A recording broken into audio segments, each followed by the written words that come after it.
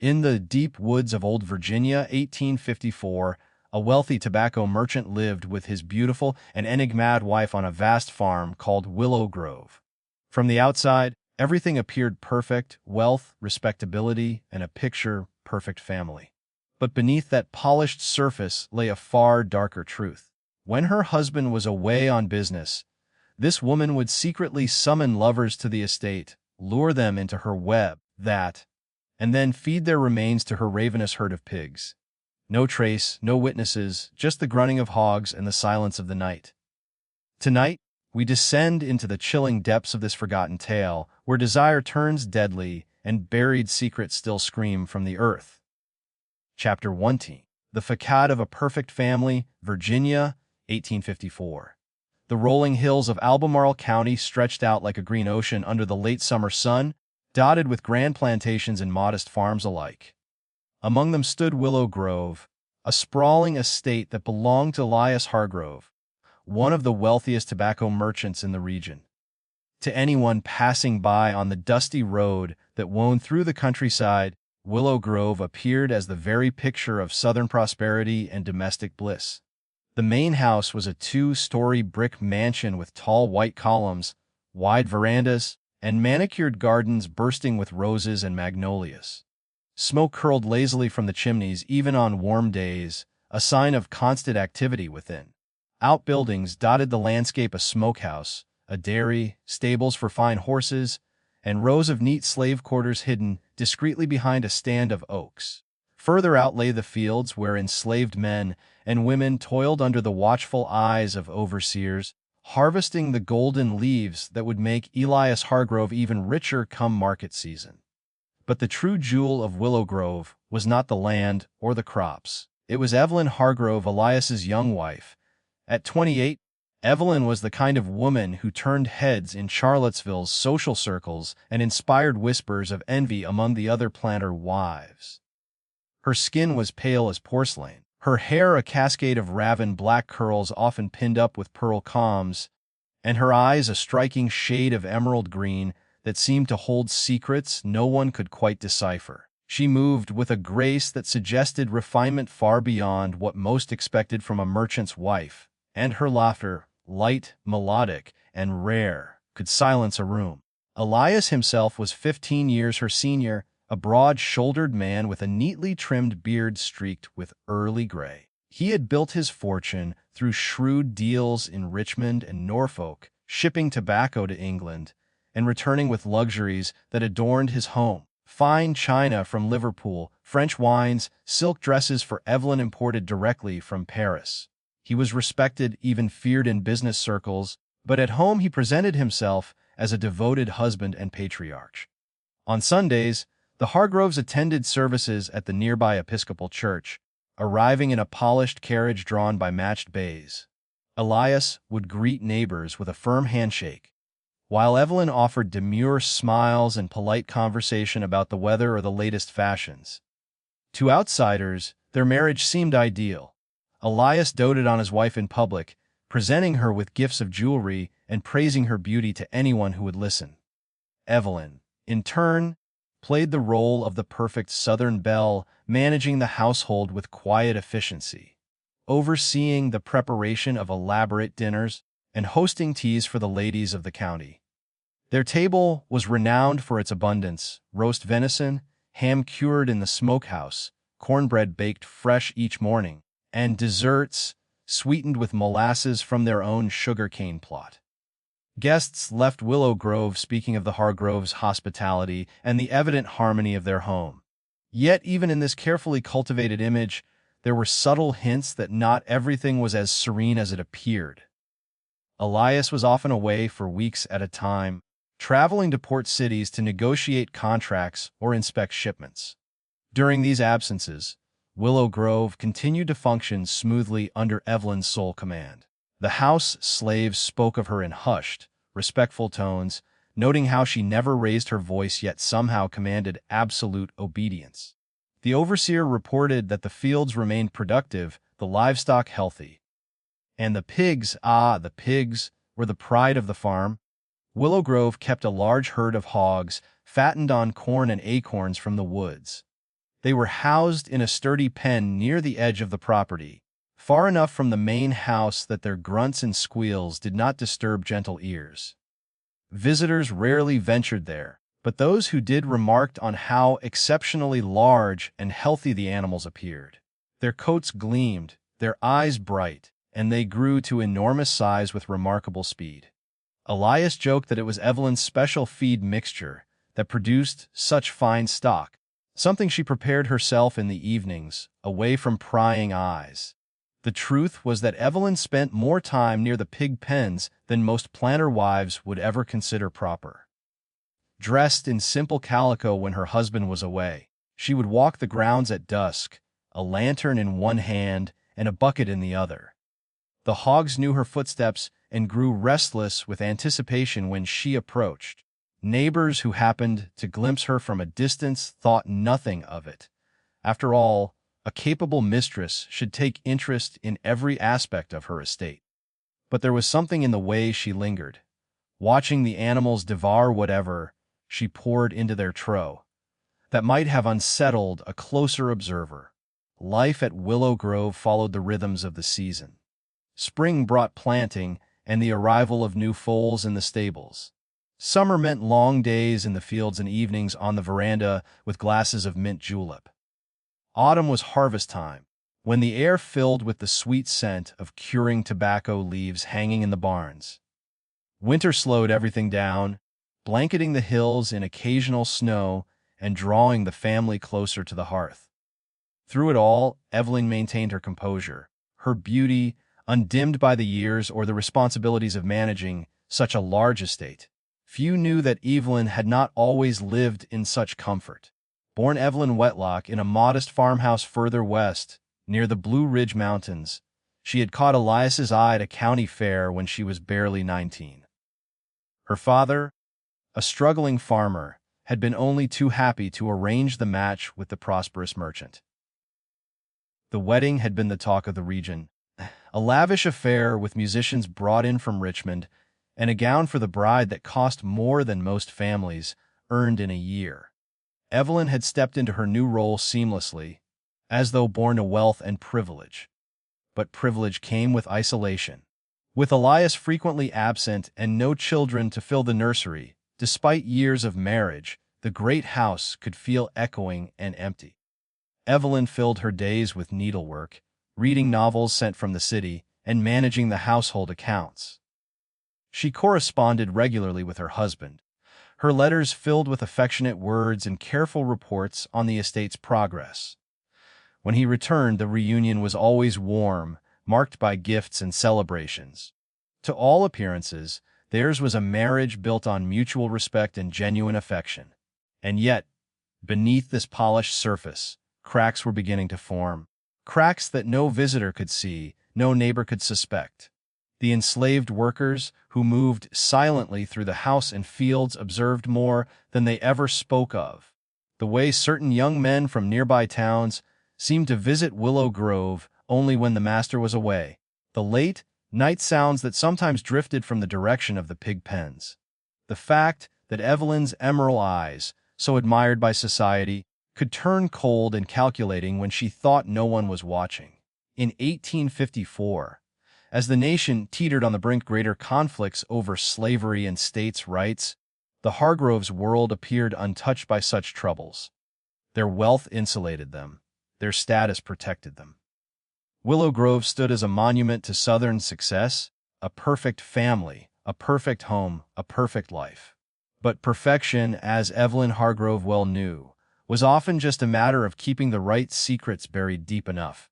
Chapter 28: Secret Meetings and Vanishing Men. As the years passed at Willow Grove, Elias Hargrove's business demanded more and more of his time. By the early 1850s, he was often gone for a month or longer, sailing down the James River to Richmond, or even farther to the Portofuk and Petersburg. He trusted Evelyn completely. Her letters were always punctual, filled with details of the harvest yields, the health of the livestock, and assurances that everything at home remained in perfect order. In his absence, Evelyn ruled the estate with a quiet authority that no one dared question. But solitude has a way of gnawing at the soul. especially in a house as large and echoing as Willow Grove. The long evenings, stretched endlessly after supper, was cleared away. The enslaved house servants retired to their quarters, the overseer made his final rounds, and the great mansion fell silent, except for the ticking of clocks and the occasional creak of old wood settling. It was during these lonely hours that Evelyn began to seek company beyond the boundaries of propriety. The first to catch her eye was a young traveling salesman named Thomas Rayleigh, who had come to the estate one spring afternoon in 1852 selling fine fabrics and notions from the north. He was handsome in a rough Irish way, tall, red-haired, with a quick smile and a gift for flattery. Evelyn invited him to stay for tea on the veranda, something she rarely did with peddlers. The conversation lingered long after the sun dipped behind the hills. When Elias was away in Richmond that week, Rayleigh returned twice more, under the pretense of forgotten samples. Servants later whispered that they had seen the two walking together in the moonlit garden, her hand resting lightly on his arm. Rayleigh was never seen in Albemarle County again after that third visit. His wagon was found abandoned on a back road several miles away, the horse grazing calmly nearby. But the man himself had vanished, as though the earth had swallowed him whole. Local gossip dismissed it as another case of a drifter moving on, perhaps robbed on the highway. No one connected it to Willow Grove. Over the next 2 years, a pattern began to emerge, subtle at first, visible only to those who paid close attention. Young men from nearby towns or passing through would occasionally be spotted riding up the long driveway to the mansion when Elias was known to be away. A cooper from Charlottesville here, a surveyor mapping new railroad lines there, a dashing cavalry officer home on leave. Each was invited inside for refreshments or to discuss some minor business matter. Each stayed longer than necessary, and each, without exception, disappeared shortly afterward. There was James Whitmore, the handsome son of a local storekeeper, who bragged in town that Mrs. Hargrove had personally invited him to supper one evening in the summer of 1853. He rode out to Willow Grove full of excitement, wearing his best coat. The next morning, his horse returned to the family stable alone, saddle empty. Searches turned up nothing, no body, no struggle, no clue. The family mourned, assuming bandits or a tragic accident in the woods. Then came Daniel Carver, a widowed farmer from a neighboring county who had lost his land to debt. Evelyn had met him at church and expressed sympathy for his plight. She suggested he visit Willow Grove to discuss possible employment overseeing a new field. He arrived one foggy autumn evening in 1854, grateful for the chance. Servants saw him greeted warmly at the door, Evelyn herself taking his hat and coat. Lights burned late in the parlor that night. By dawn, Carver was gone, and no one ever heard from him again. The whispers began to circulate in the taverns and general stores of Charlottesville. Men joked uneasily about the Black Widow of Willow Grove. Though always out of earshot of anyone connected to the Hargroves, women at Quilting Bees exchanged knowing glances when Evelyn's name was mentioned, wondering aloud how such a refined lady endured her husband's long absences. Yet no one spoke openly. The Hargroves were powerful. Elias had influence with judges and sheriffs. To accuse his wife of anything improper, let alone something darker, that would invite ruin. The enslaved people on the plantation saw more than the white community ever suspected. They noticed how certain visitors arrived on horseback or in wagons, but never left the same way. They heard muffled sounds from the direction of the outbuildings late at night, thumps. A sharp cry cut short, that the frantic rooting and squealing of pigs that went on longer and louder than usual. One young field hand climbed to have glimpsed Mrs. Hargrove dragging a heavy burlap sack toward the pig pens under cover of darkness, her face pale but composed in the lantern light. He told no one. Speaking out would mean the whip or worse. Evelyn was careful. She never invited the same type of man twice in quick succession, spacing the visits months apart. She chose outsiders, men with few local ties, whose disappearances would raise fewer questions. Letters were burned in the fireplace, gifts returned or hidden away. And always, the pigs grew fatter, healthier, more vigorous than any in the county. At market, Elias proudly sold hams and bacon that fetched top prices, the boasting that his wife's secret feeding methods were unmatched. By the fall of 1854, at least 5 men had vanished after visiting Willow Grove during Elias's absences. Rumors grew thicker, though still veiled in caution. A deputy sheriff rode out once to ask polite questions about James Whitmore, but Evelyn received him with such poise and grief-stricken innocence, tears glistening in those emerald eyes, that he left apologizing for the intrusion. Beneath her flawless facade, Evelyn felt no remorse. Whatever drove her, loneliness twisted into something monstrous, a hunger for control, or a colder thrill entirely, remained locked behind her serene smile. She continued to write affectionate letters to her husband, continued to manage the estate impeccably, continued to play the perfect Southern lady. But the disappearances could not stay unnoticed forever. In a small county where everyone knew everyone else's business, 5 missing men tied to one isolated plantation were 5 too many. Questions were sharpening. Suspicion was taking root, and sooner or later, someone would demand answers. Chapter 3A, The Gruesome Discovery, autumn 1854, had painted the hills around Willow Grove in shades of crimson and gold, but a chill hung in the air earlier than usual. Elias Hargrove had been away for nearly 6 weeks, this time in Norfolk, overseeing the loading of a large tobacco shipment bound for Liverpool. His letters home spoke of delays due to stormy weather and promising profits that would allow further improvements to the estate. Evelyn replied as always, affectionate, detailed, reassuring. The plantation ran like clockwork under her hand. On the evening of October 17, a violent thunderstorm rolled in from the west. Lightning cracked across the sky and rain fell in sheets, turning the dirt roads to mud and flooding low-lying fields. The enslaved workers hurried to secure livestock and tools, while house servants shuttered windows against the howling wind. Evelyn retired early, claiming a headache, leaving instructions that she was not to be disturbed. It was one of those field hands, a young man named Isaiah, who first stumbled upon something unnatural. Sent out after the worst of the storm to check the pig pens for damage, he carried a lantern through the downpour. The pens sat in a slight depression at the far edge of the property, and the rain had turned the ground inside into a churned-up mire. As Isaiah approached, the pigs were in a frenzy, squealing, shoving, fighting over something half buried in the mud near the fence. He held the lantern higher. What he saw made his stomach heave. Protruding from the muck was a human hand, pale, bloated from the rain, fingers still adorned with a gold signet ring that glinted in the lantern light. The pigs had already begun their work. Parts of the arm were stripped to bone, and shreds of a once fine coat clung to what remained. Isaiah dropped the lantern and ran, shouting for the overseer. By morning, despite Evelyn's protests that it was surely some unfortunate tramp who had sought shelter and been caught in the flood, a small group gathered at the pens. The overseer, Mr. Grayson, 2 trusted white laborers, and a deputy sheriff summoned from Charlottesville at first light.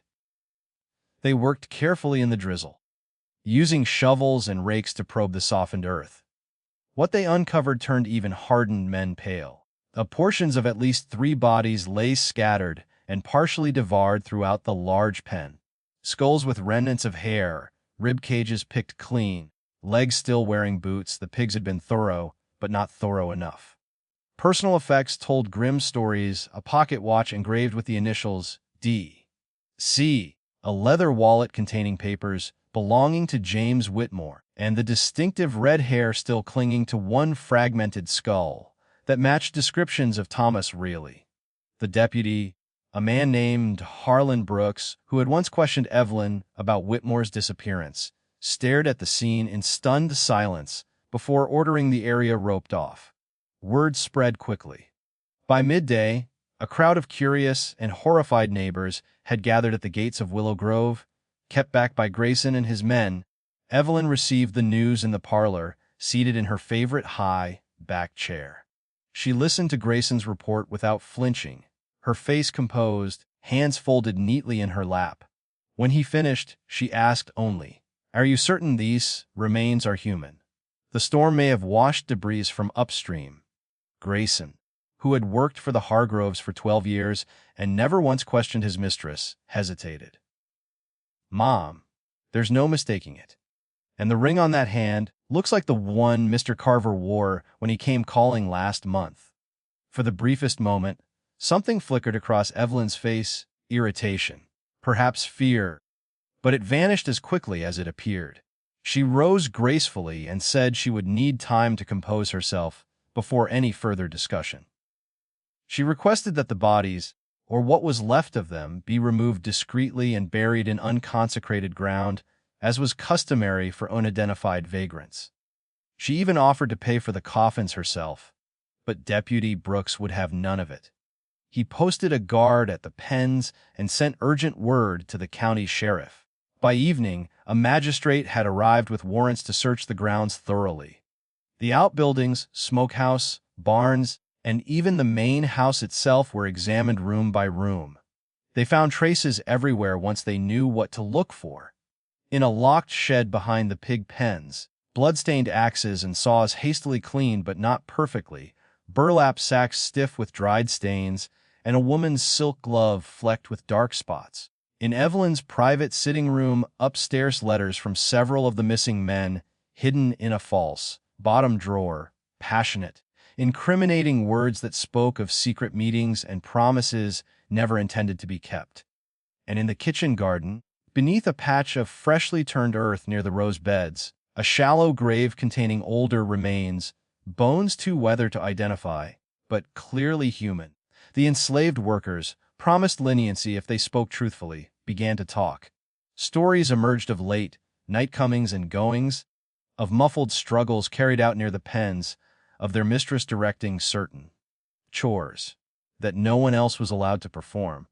One housemaid tearfully described finding blood on the back staircase one morning, only to watch Evelyn calmly scrub it away herself before anyone else awoke.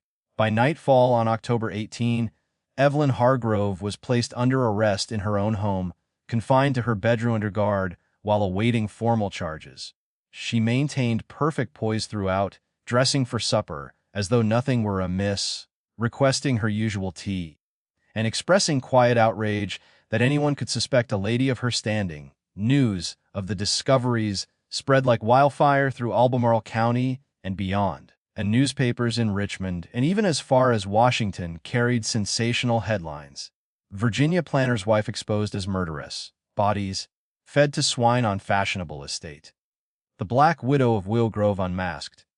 Crowds gathered daily outside the gates, some shouting for justice, others simply morbidly curious. Elias Hargrove received the terrible news by urgent courier while still in Norfolk. He collapsed upon reading the dispatch, then chartered the fastest steamer available to race home. He arrived 3 days later to find his once proud estate swarming with lawmen and reporters, his wife under guard, and his reputation in ruins. When he was finally allowed to see Evelyn, she met his gaze steadily and said only, "You were gone so often, Elias. A woman gets lonely." The gruesome discovery at Willow Grove had shattered the facade forever. What had been whispered in taverns was now shouted in broadsheets. The pigs, those unnaturally healthy, prize-winning hogs, were slaughtered en masse on the sheriff's orders, their pens burned to the ground. But questions remained. How many men had truly met their end at Evelyn's hands? Were there more graves yet unfound? And most chilling of all, what kind of darkness had lived behind those beautiful emerald eyes for so long, hidden in plain sight? The trial that loomed would rivet the nation. But first, the county had to confront the full extent of the horror that had flourished undisturbed for years beneath the magnolias of Willow Grove. Chapter 4 Cell. At the woman behind the mask, her past and psychology. As the wheels of justice began to turn in Albemarle County, the nation's newspapers devoured every scrap of information about Evelyn Hargrove. She was no longer the elegant mistress of Willow Grove, but the Virginia Black Widow, the pig feeder murderess, or simply, the monster in silk. Crowds gathered outside the county jail where she was held pending trial, hoping for a glimpse of the woman whose beauty had hidden such depravity. Yet behind the sensational headlines lay a far more complex and disturbing story, one that began long before she ever set foot on the Hargrove estate. Evelyn Whitlock was born in 1826 in a small, hardscrabble farmstead near the foothills of the Blue Ridge Mountains, the only child of a struggling tenant farmer and his frail wife. Life there was harsh, poor soil, endless debt, and the constant threat of losing the land. Her mother died when Evelyn was 12, worn out by childbirth attempts that never produced another living child. After the funeral, her father grew distant, drowning his grief in corn whiskey and leaving his daughter to manage much of the household alone. Even as a child, Evelyn possessed a striking beauty that drew attention she did not yet understand. Neighbors remarked on her porcelain skin and vivid green eyes, calling her the prettiest little thing in the county. But beauty in poverty is often a curse. By 14, she had learned to use her looks as armor, smiling sweetly to deflect unwanted advances from drunken visitors or leering hired hands. She also learned that men would give her things, ribbons, sweets, small coins, if she fluttered her lashes and spoke softly. It was her first taste of power. Her father's drinking worsened. Creditors circled. When Evelyn was 17, a wealthy widower twice her age began visiting the farm, ostensibly to discuss buying the land. He brought gifts for the girl, a length of calico, a pair of kid gloves, a silver thimble. One winter night in 1843, after her father had passed out in the barn, the man forced himself upon her. She fought silently, no screams, for who would hear or care, and afterward lay staring at the ceiling, feeling something inside her harden forever. The next morning, the widower was found dead at the bottom of a ravine, his neck broken, his horse grazing nearby. The coroner ruled it an accident, ice on the trail, a drunken ride home. No one suspected the quiet girl who served coffee at the inquest with downcast eyes and trembling hands. But Evelyn knew. She had led the horse close to the edge, whispered encouragement, and watched him fall. It was her first kill, and it brought no guilt, only a cold satisfaction. The land was saved from seizure, at least for a time. 2 years later, at 19, she met Elias Hargrove at the county fair. He was already prosperous, respectable, and searching for a young wife to grace his new mansion. Evelyn saw opportunity, wealth, status, escape. She played the role perfectly, demure, charming, just knave enough to flatter his ego. They married within months. To Elias, she was the ideal Southern bride. To Evelyn, he was a means to an end's security without intimacy. But marriage did not erase the darkness that had taken root. Elias was kind in his distant way, yet he was often absent, consumed by business. The great house felt like a gilded cage. Childless after several years, whether by chance or her quiet prevention with herbs learned from an old enslaved midwife, she had too much time alone with her thoughts. Memories of violation, poverty, and powerlessness festered. She began to fantasize about control, absolute, lethal control. Psychologists of the era had no words for what afflicted her. Today we might speak of trauma, sociopathy, or a profound narcissistic injury. Evelyn felt no empathy for her victims. They were objects, men who desired her, who thought they could possess her. In luring them to Willow Grove, seducing them with wine and promises, and then dispatching them with poison, axe, or knife, she reclaimed the agency stolen from her in youth. Feeding the remains to the pigs was both practical, no evidence, and symbolic, reducing men to nothing, to slop, to waste. She kept trophies, at first a lock of hair, a pocket watch, a signet ring. Later, as she grew more confident, she discarded even those. The act itself became the reward, the thrill of deception, the rush of power as life ebbed under her hands, the satisfaction of watching the pigs erase every trace. It was never about passion. The sexual encounters were calculated, mechanical. Her lovers were chosen not for attraction, but for convenience, men unlikely to be missed quickly, men whose disappearance would cause minimal uproar. Enslaved witnesses later testified that she never showed rage or frenzy. Her killings were calm, methodical. One maid recalled finding Evelyn in the kitchen after a disappearance, washing blood from her hands with lemon juice to remove the smell, humming softly as she worked. Another described how she would stand at the pig pen afterward, watching the animals feed, a faint smile on her lips, the only time her face ever betrayed genuine pleasure. When questioned after her arrest, Evelyn offered no confession, only cryptic remarks. To the sheriff, men take what they want. Why should a woman not do the same? To her stunned husband, you gave me everything except what I truly needed. Someone who stayed. To the minister sent to counsel her soul, God made swine to clean the earth. I merely helped. Some speculated jealousy or greed as motives. She stood to inherit everything if Elias died, though he remained healthy. Others pointed to madness induced by loneliness or mercury treatments for some feminine complaint. But those who looked closest saw something colder, a woman who had decided long ago that the world owed her restitution, and she would collect it one man at a time. As winter 1854 gripped Virginia, the county prepared for a trial that promised to be the sensation of the decade. Prosecutors gathered physical evidence, witness statements, and the damning letters found in her drawer. Defense attorneys, hired by a shattered Elias who still could not fully accept the truth, planned to argue insanity or coercion by persons unknown. But Evelyn herself seemed almost indifferent to the outcome. In her cell, she read novels, embroidered handkerchiefs, and received visitors with the same poise she had shown at society teas. When asked if she feared the gallows, she replied softly, "Death is only another man I will outwit." The woman behind the mask was finally revealed. Not a tragic figure, not a madwoman, but something far more terrifying.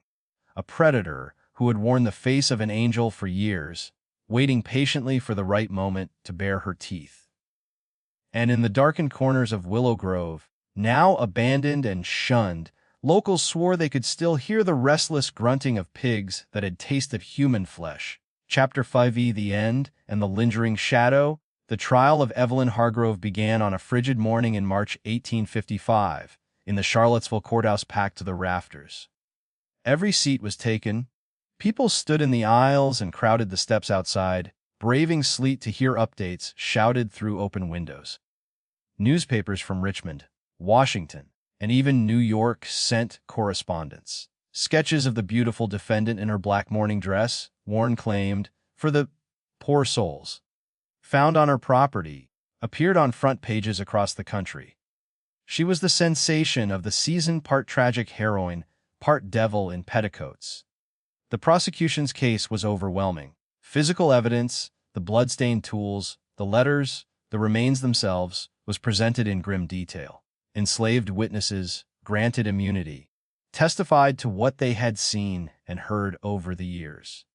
Deputy Brooks recounted the discovery in the pig pens with a voice that still trembled months later. Even Elias Hargrove was called to the stand, pale and broken, confirming his long absences and his complete trust in the wife who had betrayed him so monstrously. The defense argued insanity. They brought physicians who spoke of female hysteria, of the dangers of solitary confinement in grand houses, of possible lunar influences on delicate constitutions. They painted Evelyn as a victim herself, abused in youth, driven mad by loneliness and unfulfilled maternal instincts. Her calm demeanor in court was cited as evidence of mental disconnection from reality. But the jury, 12 respectable white men of property, was unmoved. After only 4 hours of deliberation, they returned a verdict guilty on all counts of murder in the first degree. The sentence, death by hanging, to be carried out in May. Evelyn heard the verdict without visible reaction. She rose, smoothed her skirts, and thanked the judge politely for his time. Only later, in her cell, did she show a flicker of something deeper. When her attorney asked if she wished to appeal, she replied, "Why delay the inevitable? Let them have their spectacle." Elias visited once more before the execution. He came alone, hat in hand, looking 20 years older than his 43 years. He begged for some explanation, some word of remorse. Evelyn regarded him coolly through the bars. "I gave you the perfect wife, Elias," she said. "You simply weren't there to enjoy her." He left Willow Grove forever after that. The estate was sold at auction to cover legal costs. The grand house stood empty for years, its windows boarded, its gardens overgrown. Local children dared each other to approach the gates at night, claiming to hear phantom grunting from the burned-out pig pens. On May 17, 1855, under a clear spring sky, Evelyn Hargrove was led to the scaffold erected in the jail yard. A crowd of thousands gathered, some jeering, others silent, a few openly weeping for the beautiful woman about to die. She wore the same black dress, her hair neatly pinned, her expression serene. When offered the chance for final words, she declined. The trapdoor dropped at noon. Death was instantaneous. Her body was claimed by no one. She was buried in unhallowed ground outside the town cemetery, her grave unmarked. Within weeks, souvenir hunters had chipped away pieces of the scaffold, broadsheets sold lurid, confessions. She never wrote. In the decades that followed, the story of the pig feeder murderess became Virginia folklore. Travelers on the road past the ruined Willow Grove reported strange lights in the upper windows or the sound of a woman's laughter on the wind. Farmers avoided planting on the old estate, claiming nothing would grow where the pig pens had stood. By the Civil War, the house had burned, 'cause unknown, and only foundation stones remained. Historians later debated how many victims Evelyn truly claimed. 5 were proven, whispers suggested as many as 12, their bones scattered in forgotten patches of earth or long since digested. No earlier crimes, such as the widower's accident in 1843, were ever conclusively linked, though suspicion lingered. In the end, Evelyn Hargrove left no descendants, no fortune, no legacy but terror. She became a cautionary tale whispered to young brides, the danger of beauty untempered by conscience, the peril of secrets kept too well. Yet in quieter moments, some wondered if the real monster had been the society that looked away, neighbors who noticed nothing amiss, a husband too busy for his wife, a world that left a clever, wounded girl to fester in silence until she became something unspeakable. Today, if you drive the back roads of Albemarle County, little trace remains of Willow Grove. The land has been subdivided, the magnolias long cut down. But on certain misty evenings, old-timers say the air carries a faint, unmistakable scent, earth and iron and something older, hungrier. And somewhere beneath the Virginia soil, the pigs that feasted so well are finally, truly sated. But the woman who fed them, her shadow lingers still. As the rope snapped taut on that spring afternoon in 1855, Evelyn Hargrove's story should have ended. The crowd dispersed. The newspapers moved on to the next sensation, and the ruins of Willow Grove slowly surrendered to vines and time. But some tales refused to stay buried. For years afterward, travelers on the old Charlottesville Road spoke of uneasy feelings near the overgrown estate. Horses shying for no reason, dogs refusing to cross the property line. Farmers who bought parcels of the land reported tools going missing, livestock falling ill without cause, and on quiet nights, the unmistakable sound of restless grunting rising from earth that should have been silent. Evelyn left no confession, no final explanation. She took her secrets, and whatever darkness drove her, to the grave. But in the whispers of Albemarle County, her shadow lingers, a reminder that evil can wear the most flawless mask, that beauty can conceal the coldest heart, and that some hungers, once awakened, never truly die. Thank you for joining me on this descent into one of Virginia's darkest forgotten chapters. If this story chilled you, leave a like, a subscribe for more tales of the macabre and the real horrors hidden in history, and tell me in the comments, what do you think truly lived behind those emerald eyes? Until next time, sleep well.